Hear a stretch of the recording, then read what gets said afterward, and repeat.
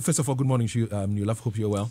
Good morning, David. So they call this budget Agyenkwa budget. I would like for you to first of all generally tell us what you make of this 2022 budget as presented to us yesterday. Well, they call it Agyenkwa budget. I call it matricule budget. Matricule in the sense that nobody foresaw the tax on electronic activities or transactions, the e-levy. Most people were expecting that everyone has been agitating about fuel prices, and therefore those taxes, about 12 taxes on fuel, some will go away. So that was the expectation. And then from nowhere, that people did not anticipate, then came the e-tax. And therefore that's why I call it matricule, because most people have been tricked. Well, the government says it's taking out road toll. They know that road toll does not affect most people as fuel does. How many people will use the tolls, or how much is the toll that will affect people?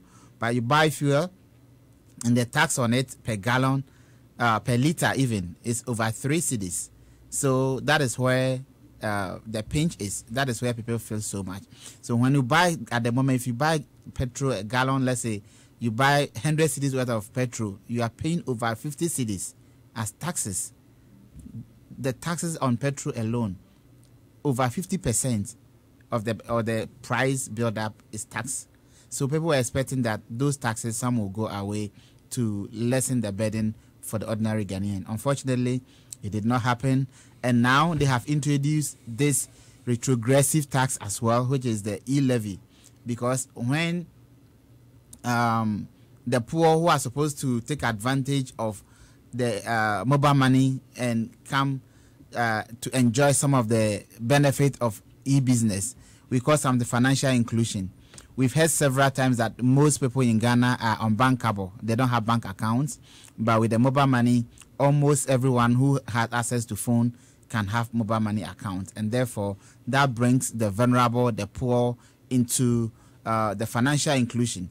And so to tax these activities at this level, I think... Have they not been catered for? Because, well, if your transaction is up to 100 Ghana, so there's less than 3,000 in a month, you are exempted from this levy. You see, sometimes it's easy to say some of these things, but when it comes to the implementation, you see, whatever transaction you make is tax.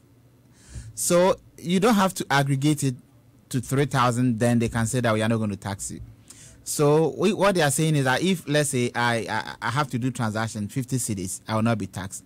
What if I do 50 cedis and I do another 60 cedis? That is 110. Am I going to be taxed for both, or am I going to be taxed for the 60 cedis, or I will not be taxed at all because it's not up to 100 cedis? So the implementation is different from how we say things, because if they set a band or the range is, let's say, 0 to 100, you are not taxed. So I did first transaction, which was 50 cedis, so I wasn't taxed. Then I did another transaction, which is, let's say, 51 cedis. So now I'm above 100 cedis. So how am I going to be taxed? Now they are going to tax the whole 100 cedis I have done for the day. This is how it works. So it's not that simple that when you spend less than 100 cedis, you will not be taxed. So people would think that, oh, okay, they say if I send money less than 100 cedis, I will not be taxed.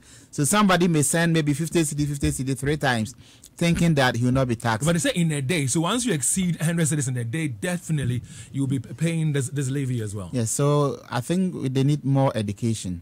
And so all in all, I said, and the budget is mixed reaction. Because, for instance, when you talk about the removal of the benchmark value, for instance, Gutta people were against it and AGI was for it. So when the budget came, AGI was happy, Gutta was angry, and I heard people threatening that, well, imported goods are going to go up even before the year ends, between 25 and 30% before Christmas. So we should brace ourselves for expensive Christmas.